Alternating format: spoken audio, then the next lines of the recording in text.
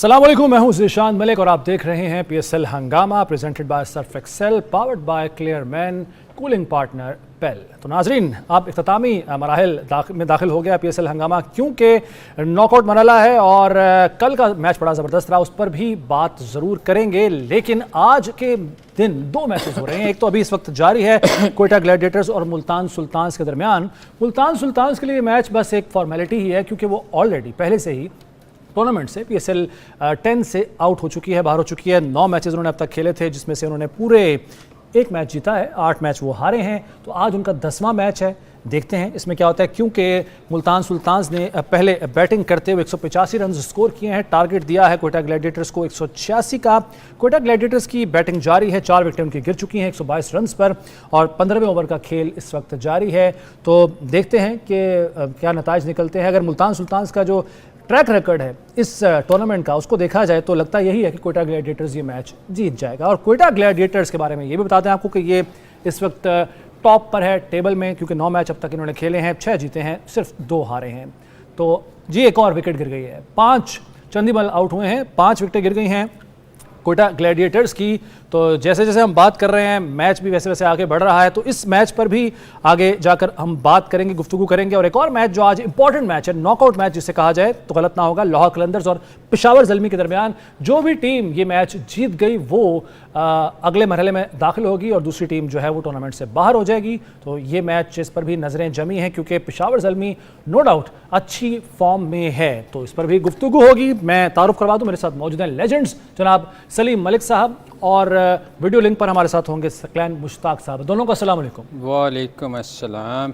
वालेकुम अस्सलाम। तो सकी भाई आपकी तरफ पहले मैं इसलिए क्योंकि आप बड़े ठंडे मकाम में बैठे हुए हैं और जितनी यहाँ गर्मी है आपसे गुफ्तगू कर लें ताकि हमें भी शायद कुछ ठंडक का एहसास हो जाए।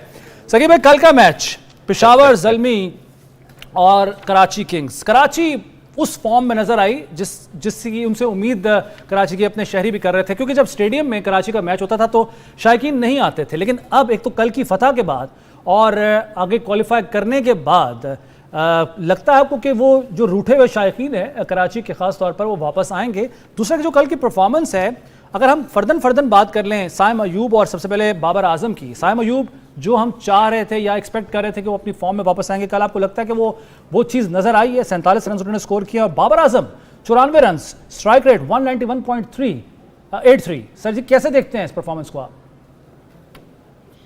सारी परफॉर्मेंस जीरो हो गई जी। कराची जीत गई, पेशावर ज़ल्मी हार गई, उसके 45-47 रन और बाबर के ये रन सारे जीरो हो गए। खेले बहुत अच्छे हैं, I am not taking credit away from them. मजा आता है परफॉर्मेंस अच्छी हो, आपके अंदर से वो सारा स्पार्क्स नजर आ रहा है, आप अपनी स्किल्स एग्जीक्यूशन कर रहे हैं, मैच भी जितवा के हैं तो फिर मजा आता है। अगर मैच नहीं जीते तो मजा किड़किड़ा ही रह जाएगा। अच्छा लगा बाबर को देखते हुए, स्ट्राइक रेट भी उसने दिखाया, अपने शॉट्स भी दिखाए, क्लासिकल शॉट्स भी दिखाए।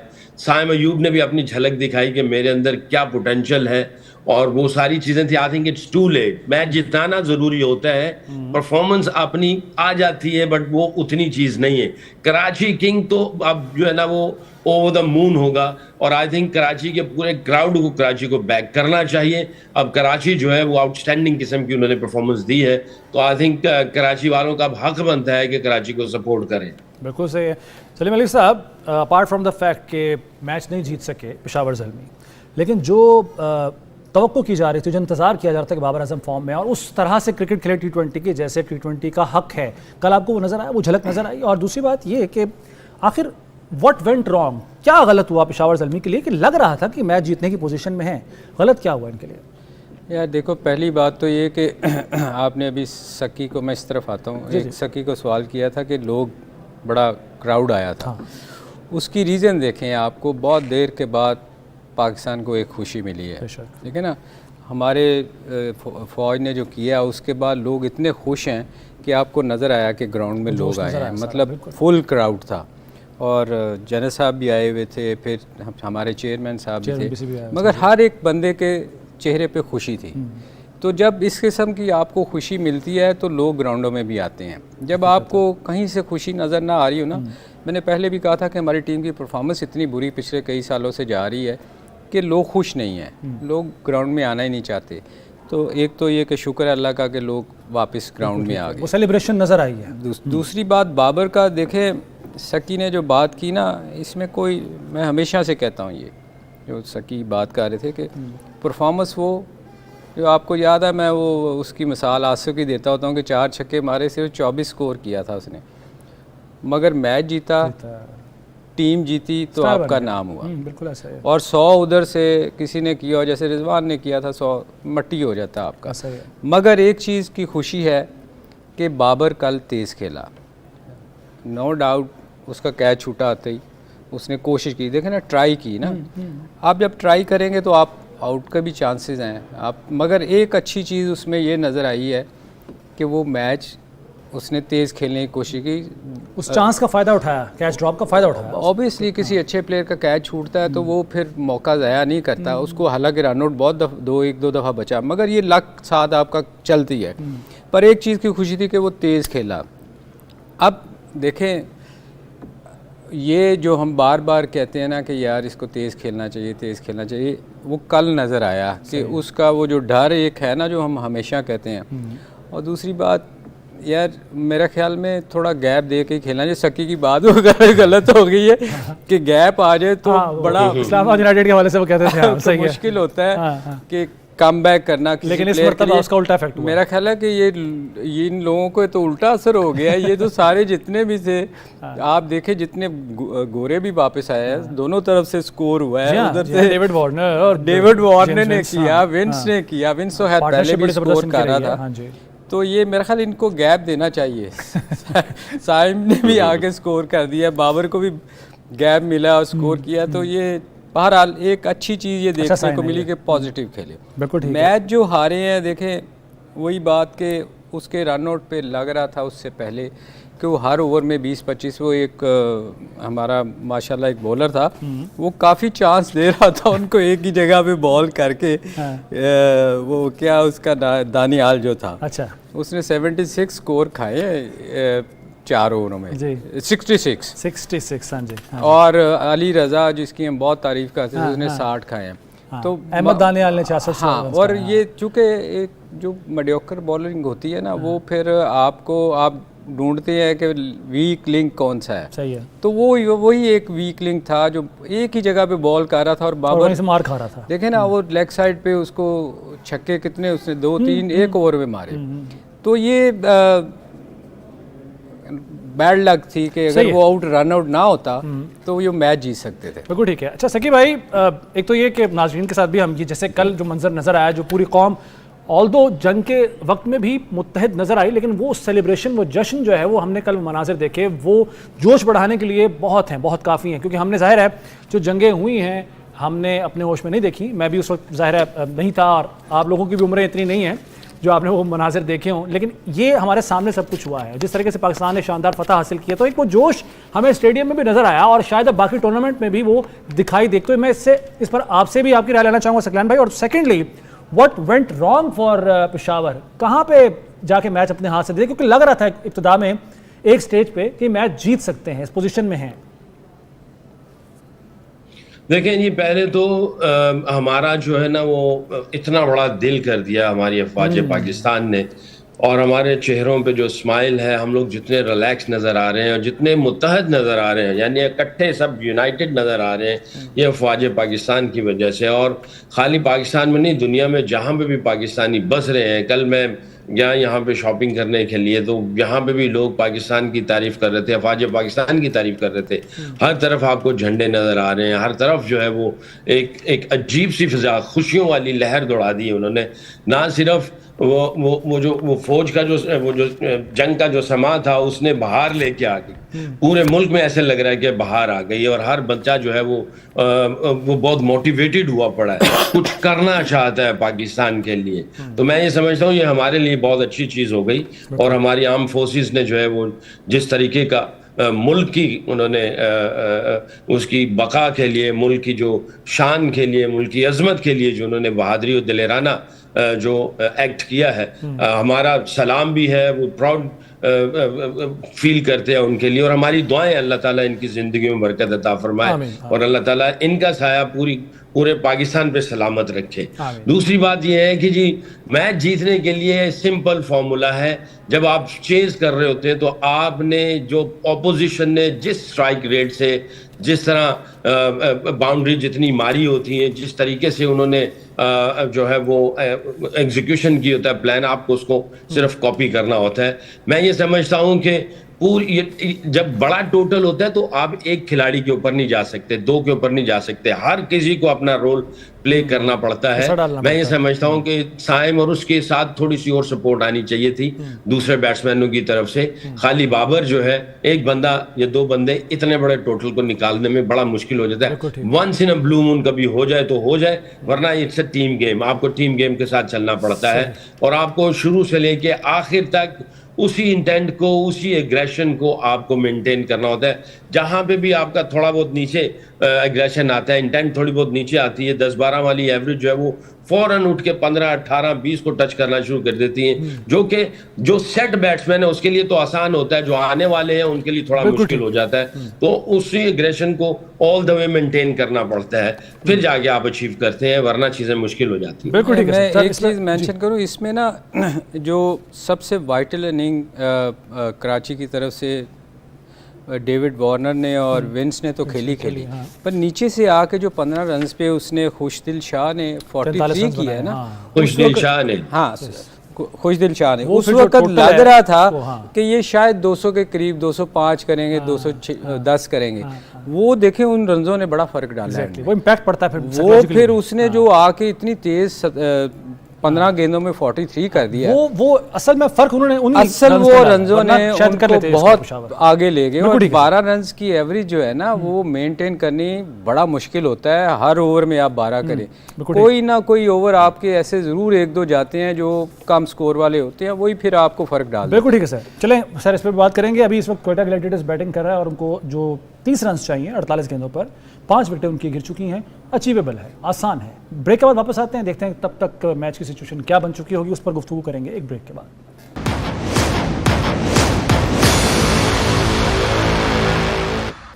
एक बार फिर खुशामदेद कहते हैं आपको पीएसएल हंगामा में। कल के मैच के हवाले से हमने बात कर ली है और अच्छी परफॉर्मेंस ज़ाहिर कराची किंग्स ने दिखाई है।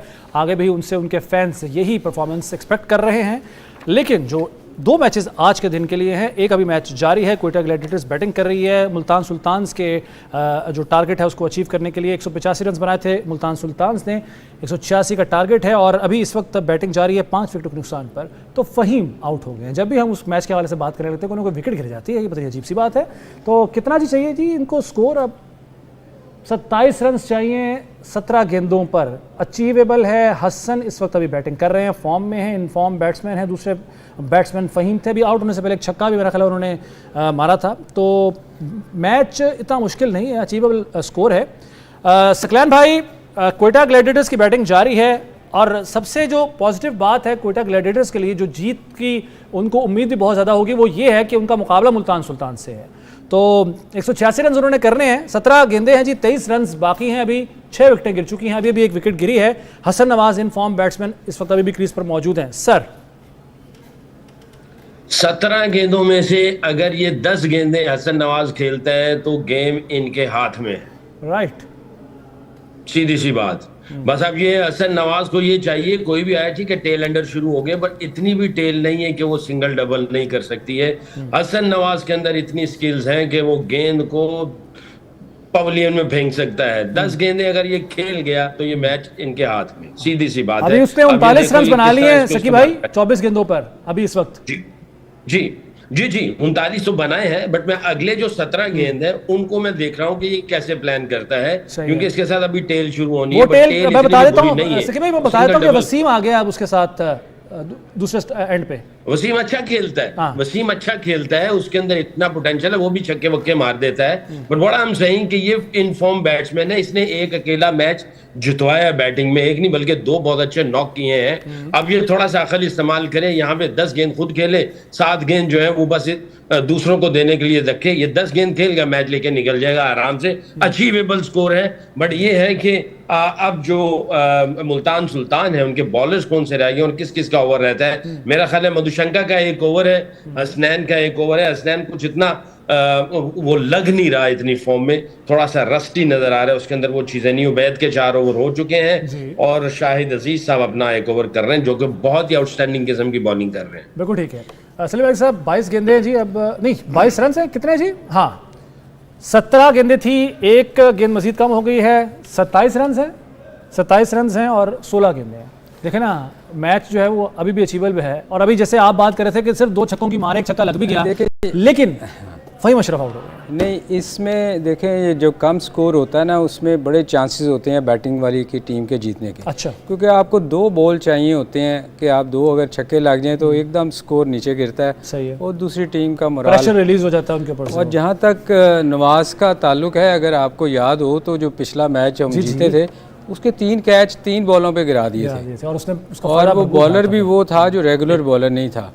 तो मेरे ख्याल में अगर उस पे रहेंगे तो शायद मुश्किल हो जाए, कि अच्छा। उसमें कोई शक नहीं कि वो अच्छा प्लेयर है। इस वक्त एक रनआउट का चांस बन गया वो बिल्कुल। तो ये वसीम भी जो है, देखें इस मौके पे ना सिर्फ 2 बड़ी हिटों की ज़रूरत होती है। मेरा ख्याल है रनआउट हो ही गए हैं वो। देखते हैं जी, रनआउट वो फ्रेम में ही नहीं है, वो तो आउट हो गए। ये कौन है जी जो आउट हो सकते हैं? ये हसन है या वसीम? नॉन स्ट्राइकर एंड पे कौन है? वसीम है जी। अच्छा, वसीम जूनियर है। अगर वो आउट, वैसे तो आउट हो गए हैं, साफ नजर आ रहा है। और थर्ड अंपायर के पास जाना भी एक फ्रेम में नहीं है तो मगर देखें आउट हो गया जी।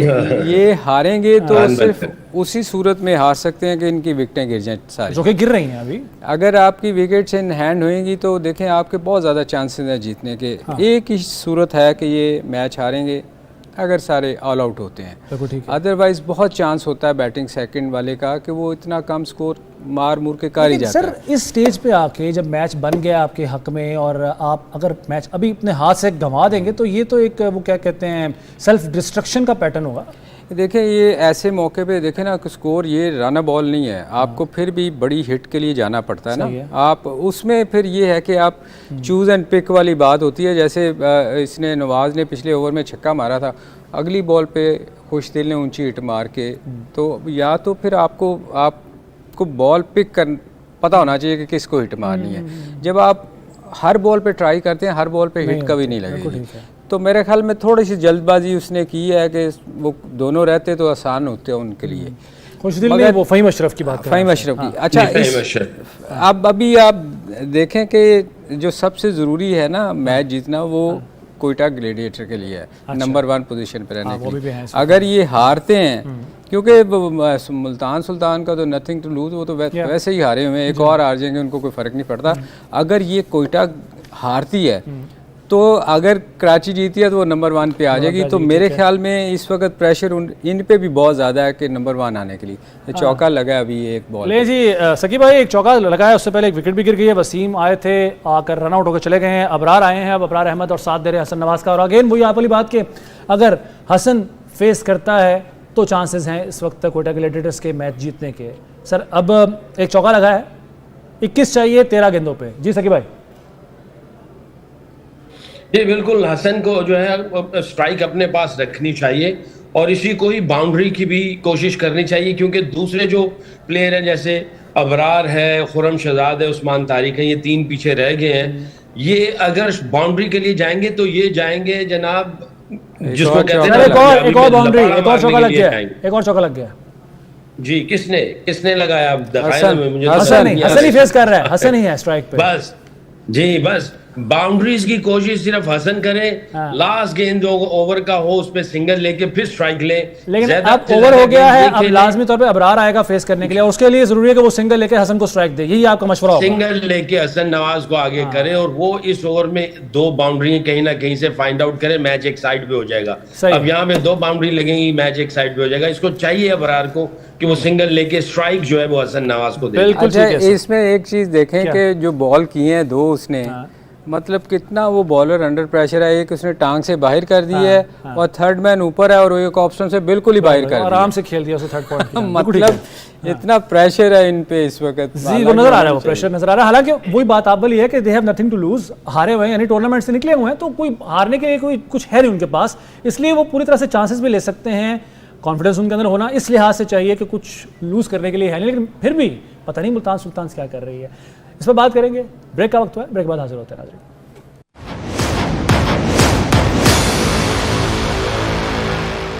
PSL हंगामा में एक बार फिर खुशामदीद। 2 गेंदों का खेल बाकी है। कोयटा ग्लैडिएटर्स को 3 रन चाहिए। अभी एक छक्का मारा है हसन ने और उससे जो है वो प्रेशर ज़ायल किया है, क्योंकि उससे पहले लग रहा था कि शायद मुश्किल हो जाए। अभी भी कुछ भी हो सकता है, ज़ाहिर है T20 क्रिकेट है। 2 गेंदों का खेल बाकी है, 3 रन चाहिए और हसनैन शायद जो है वो बॉलिंग कर रहे हैं। यस, मोहम्मद हसनैन बॉलिंग कर रहे हैं और इब्तिदा में उन्होंने बीट किया बैट्समैन को, लेकिन अब एक छक्के के बाद सिचुएशन ज़रा बदल गई है, सूरत हाल बदल गई है और जनाब एक और हिट मारने की कोशिश, ये सीधी फील्डर के हाथ में गई। 1 रन बनाया, 2 रन बना लिए। वेरी गुड, टाई तो टाई हो गया जी मैच। डायरेक्ट हिट लगी है, देखते हैं अब थर्ड अगर अंपायर के पास जाती है डिसीजन शॉर्ट रन का वो चांस ले रहे हैं, वो भी है। सही है। अच्छा सर जी, ये मैच इतना मुश्किल था नहीं जितना बना दिया। अगेन बात वही है, अभी इस बॉल भी कुछ भी हो सकता है। देखें एक बॉल रह गया और मेरे ख्याल शॉर्ट रन का चांस लग रहा है। यहाँ ये तो वो बाहर जा रहा है। ये देखें ना, रिव्यू लिया है अभी। डायरेक्ट सर आउट हो गया। ये तो रन आउट हो गया जनाब, आउट हो गया। अच्छा, हमें तो नजर नहीं आ रहा था, लगा था कि शॉर्ट रन का आउट हो गया। मगर मौका अब फिर एक गेंद पर 2 रन चाहिए और एक टाई के लिए, और 1 रन टाई के लिए। तो मैच दिलचस्प हो गया, बहुत दिलचस्प हो गया। और ये इसमें सिर्फ एक ही सूरत में हारते हैं कि ये आउट हो जाए, हाँ। अदरवाइज 1 रन तो बन ही जाएगी। 1 रन तो किसी न किसी तरह भाग सकते हैं और चांस 2 रन के भी लेंगे, जैसे अभी लिया था। ये याददाश्त वापस आई ना मुल्तान सुल्तान की आखिर में आके, ये बड़ी अजीब सी बात है। अच्छा, इसमें एक और मजे की बात है, ये आखिरी ओवर में मुसीबत डाल के रखता है फील्डरों को। हाँ, सही कह रहे हैं हसन। हाँ, अभी जब उसको चांस भी मिला, अभी इसी ओवर में हम देख भी रहे थे, कैच ड्रॉप हुआ जो रिजवान ने कैच ड्रॉप किया। बिल्कुल सर जी, सकी भाई वही बात, कैचेस फिर ड्रॉप हो रहे हैं, चांसेस मिल रहे हैं, लेकिन उन चांसेस का शायद उस तरह से फ़ायदा नहीं उठाने जा रहा। और अभी एक और रन आउट भी हो गया है, 1 गेंद बाकी है, 2 रन चाहिए। अब तो जनाब मैच मुश्किल बना दिया है। मुश्किल नहीं था लेकिन बना दिया जी। ये रन आउट कौन हुआ है, मुझे जरा ये तो बताएं। ये मेरा ख्याल अबरार हुआ जी। नहीं, वो नहीं सॉरी, हसन आउट। हाँ, हसन हुए, बीच में ही है। लास्ट बॉल ये हिट ले जी, मुक गई कहानी। सर जी मैच जीत गया है कोयटा ग्लैडिएटर्स, छक्का मार दिया आखिरी गेंद पे। और वही बात, अच्छी कोई गेंद मिल जाए बैट्समैन को तो। मुल्तान सुल्तान्स ने मायूस नहीं किया। मुल्तान सुल्तान्स ने वही परफॉर्मेंस दी जो कि वो देते आए इस पूरे टूर्नामेंट में। मुल्तान सुल्तान्स के फैंस के लिए हम यही कहते हैं क्या, better luck next time. Although उम्मीद बड़ी थी इस टीम से, और आखिरी जो मैच इस वक्त उन्होंने किसी हद तक अपनी फेवर में कर भी लिया हुआ था, लेकिन बिलाखिर फतह जो है कोयटा ग्लैडिएटर्स के नाम रही है। और अब इस तरह उनके जनाब 15 जो है पॉइंट्स हो गए हैं। चलिए, ये तो यहाँ तक मेरा ख्याल काफ़ी, ये तो नंबर 1 हो गया सर। ठीक है, वो नंबर 1 हो गए हैं, पहले भी थे, अब बरकरार हैं। अब एक और मैच आज होने जा रहा है जो कि नॉकआउट मैच है। लाहौर कलंदर्स पेशावर ज़ल्मी का मुकाबला। मैं पहले सकी भाई से पूछ लेता हूँ। सकी भाई, जो भी मैच ये जीतेगा वो क्वालिफाई कर जाएगा, नॉकआउट है इन दोनों के लिए। आप किस टीम को आगे बढ़ता देख रहे हैं, पेशावर ज़ल्मी की कल की परफॉर्मेंस को देखते हुए और लाहौर कलंदर्स की जो हालिया मैचेस की परफॉर्मेंस उनको देखते हुए? देखिए, पेशावर ज़ल्मी ने बुरी क्रिकेट नहीं खेली है, वो उनमें थोड़ी सी चीज़ें रह गई जिसकी वजह से उनका मैच रह गया था। इतना बड़ा टोटल चेज करना और इतने करीब चले जाना, उनके साइम का फॉर्म में आ जाना और बाबर का स्ट्राइक रेट को जो है वो उसको अच्छा कर लेना, अच्छा क्रिकेट खेल लिया। आई थिंक ये क्रंच मैच होने वाला होगा। ज़ल्मी के अंदर जो है वो, मैं कुछ रहा हूँ कुछ अरसा इनके अंदर, ये बाउंस बैक अच्छा करती है। अनफॉर्चुनेटली कल का मैच वो हार गई, बट देखिए आज का मैच बड़ा इंपॉर्टेंट है ज़ल्मी के लिए, तो बहुत इंपॉर्टेंट है। प्लेइंग 11 रखना चाहिए कल वाला उनको बरकरार, मेरा ख्याल है रखना चाहिए, उसी प्लेइंग 11 पे जाना चाहिए, एक्सपेरिमेंट नहीं करना। बिल्कुल ठीक है सलीम मलिक साहब। नहीं, इसमें कोई शक नहीं कि बहुत अच्छा खेले, मगर उसमें आप देखें कि एक बंदे ने मैच चेंज किया था, वो खुशदिल शाह था, जो आखिरी रनों का फ़र्क पड़ा था। अदरवाइज़ वो उनकी टीम इतना बुरा नहीं खेली। देखें ना, 237 चेज कर रहे थे और 200 प्लस कर गए थे। तो मेरे ख्याल वो टीम तो उसी के साथ जाएंगे, डू एंड डाई है। आज दोनों में से जो जीतेगा उसने क्वालिफाई करना है और दोनों के लिए बहुत प्रेशर वाला मैच है और दोनों जान मारेंगे, डेफिनेटली मारेंगे, क्योंकि लाहौर अगर हारता तो बाहर होता है, पेशावर हारता तो बाहर होता है। तो ये बड़ा आज ये वाला सबसे, आप चाहते हैं कौन बाहर हो कौन जाए? यार देखें, चूँकि हम लाहौर से हैं तो हम तो लाहौर कलंदर को बैक करेंगे कि वो उसको जीतना चाहिए, पर क्रिकेट वही जीतेगा जो अच्छी क्रिकेट खेलेगा, जो प्रेशर में बेहतर खेलेगा वही टीम जीतेगी। हमारी सिंपथी बेशक लाहौर प्रेशर में जो बेहतर खेलेगा वो टीम जीतेगी। तो अगर इन दोनों कैप्टन्स को आप इनकी परफॉर्मेंस को देखें, आप क्या समझते हैं कौन प्रेशर सस्टेन करने की सलाहियत ज़्यादा रखता है, शाहीन या बाबर? यार दोनों ही एक जैसे कैप्टन हैं, अब तो टीम पे डिपेंड करता है कि वो कैसा खेलती है। क्या मतलब दोनों एक जैसे बहुत अच्छे हैं या दोनों एक जैसे मतलब बहुत ही अच्छे हैं, या क्या मतलब क्या है इसका? मतलब देखें ना, दोनों को अगर आप देखें कि दोनों ने पाकिस्तान के लिए कप्तानी की है और दोनों कप्तानी से हटाया गया है। अच्छा, तो इसका मतलब है कि कप्तानी में कहीं ना कहीं तो फ्लॉ है ना। तो इसलिए मैंने कहा कि जिसकी टीम अच्छा खेलेगी वो ही जीतेगी। सही है। अच्छा सकी भाई, लाहौर कलंदर्स पेशावर ज़ल्मी, आप किस टीम के साथ हैं, क्या चाहते हैं, किसको आगे आप आता देख रहे हैं? दूसरा ये कि शकीबुल हसन ने ज्वाइन किया है कलंदर्स को, कोई फ़र्क डाल सकेंगे वो इस पूरी टीम की परफॉर्मेंस पे? एक जाहिर है एक बंदा तो कुछ नहीं होता, पूरी टीम एफर्ट ही होती है, लेकिन फिर भी जाहिर है एक बड़ा नाम है, वो अच्छे प्लेयर हैं।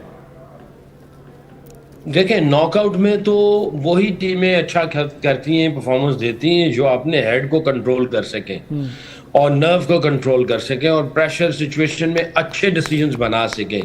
तो मैं अगर लाहौर कलंदर और पेशावर ज़ल्मी को देखता हूं तो मुझे लाहौर कलंदर के अंदर थोड़ा सा ऐसा एलिमेंट नज़र आता है कि ये प्रेशर सिचुएशन में शायद थोड़ा सा अच्छा नर्व को कंट्रोल कर सकें लाहौर कलंदर के अंदर। और उनके जो प्लेयर्स हैं वो match changer, game winner, game changer, match winner, कुछ मुझे उसमें एलिमेंट ज़्यादा नज़र आ रहा है इन्होंने किया हुआ है। तो मेरा ख्याल है लाहौर कलंदर की तरफ मैं जाऊंगा, क्योंकि इनके अंदर मुझे ऐसा लगता है कि ये क्रंच मैच है, नॉकआउट मैच है, तो इसमें इनके अंदर पोटेंशियल है। स्किल्स के एतबार से दोनों बराबर है, ऐसा नहीं है कि स्किल्स के एतबार से बहुत ज़्यादा आगे पीछे हो। लाहौर कलंदर के अंदर एक्सपीरियंस ज़्यादा है और उस एक्सपीरियंस की बिना पर मैं कहूँगा कि ये प्रेशर सिचुएशन में शायद अच्छे फैसले कर सके और अच्छा गेम खेल सके। असल गल नहीं दस रही, वो क्या असल गल दसो ना सकी कि आप लाहौरी हो, लाहौर का साथ ही देना।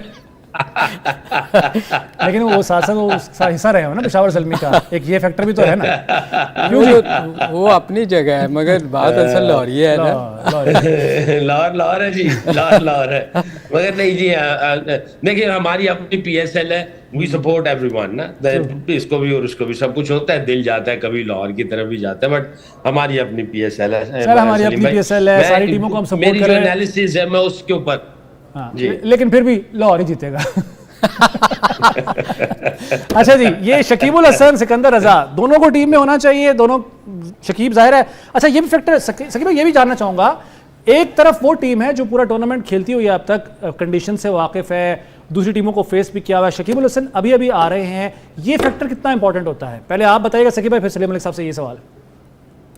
बड़ा इंपॉर्टेंट होता है जी, बट आई थिंक लेके आए हैं इन्होंने कोई ना कोई वर्किंग की होगी कि वो इनफॉर्म है, फिट है, फोकस्ड है, पैशनेट है, हंगर है उसके अंदर कुछ करने की। इस सॉइल के ऊपर उसने बड़े मैचेस खेले हुए हैं, फेमिलियर है इस कंडीशंस का, एक्सपीरियंस भी है, तो ये चीजें कुछ है जाती हैं। देखते हैं अब इनकी स्पोर्ट स्टाफ की कैलकुलेशन क्या है। राइट सर, ये सवाल आपसे। मेरा ख्याल वो लड़ाई अच्छी करता है, उसकी मैंने काफी लड़ाइयाँ देखी हैं। एग्जैक्टली हाल ही में, खैर। मगर ये शकीब का ये ऑलराउंडर है, उसको दोनों साइड से अगर एज है कि एक तो बॉलिंग वो कर लेता है और बॉलिंग वो वैसे मेरे ख्याल में बेहतर कर रहा है। स्कोर उसने मैंने देखा है कि वो इतना अच्छा नहीं कर रहा, मगर इससे फ़ायदा उठा सकते हैं लाहौर वाले। तो ये कैडमोर के बारे में ज़रा बताइएगा, इसको मुसलसल खिलाए जा रहे हैं टॉम कॉलर को, इतना परफॉर्मेंस उस तरह से नहीं है जो एक्सपेक्टेशंस थी इससे।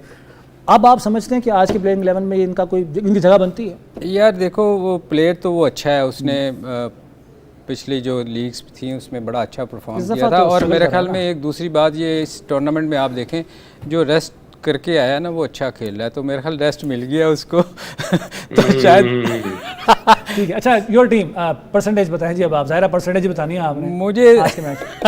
मुझे लाहौर पसंद है जी, 60-40। ज़की भाई मुख्तसरन your team for today? 50-50। Change कर गया सकी। बहुत शुक्रिया सकलैन मुश्ताक साहब और सलीम मलिक साहब। नाज़रीन वक्त खत्म हो गया, इजाज़त दीजिए, अल्लाह हाफ़िज़।